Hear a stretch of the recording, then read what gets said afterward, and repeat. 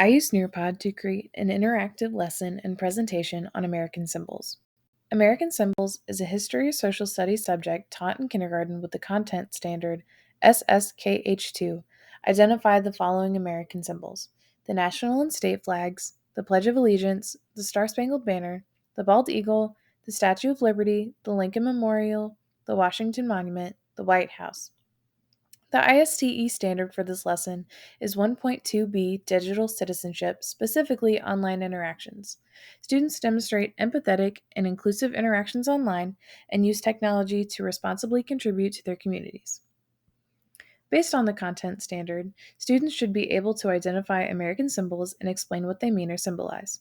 Because this is a kindergarten lesson, I kept the I can statement simple with I can identify American symbols and I can tell others about American symbols. This lesson is designed to be student-led as it is created to be completed on a digital learning day or during independent work time. The lesson is created to introduce new topics to students, practice their new understanding, and assess at the end to see what they have learned.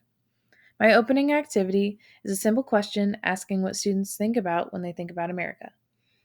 This is an open and interpretive question that students can answer with their own thoughts and opinions. It lightly introduces the topic of the lesson and gets students thinking about the topic of American symbolism. To engage students in the lesson, I added a few interactive activities for them to complete. The first interactive activity is asking students to record themselves saying the Pledge of Allegiance. I want them to understand that this new symbol is what they will say in the classroom every morning. The next element I included is a draw it activity where they have to draw a bald eagle like the one they saw in the previous slide. Then, after learning about the Lincoln Memorial and the Washington Monument, they're going to go on a virtual field trip to the Lincoln Memorial. This is important because they can also see the Washington Monument, but I want them to observe that instead of being told where it is. And there you can see both.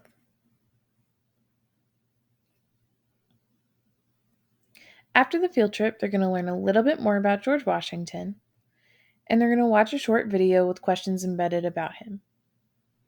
Finally, they're going to play a time climb game to assess what they learned in the lesson. This assessment is fun for the students and it allows me to see where they need to be retaught and what they know. Their feedback can help me restructure this lesson for future classes.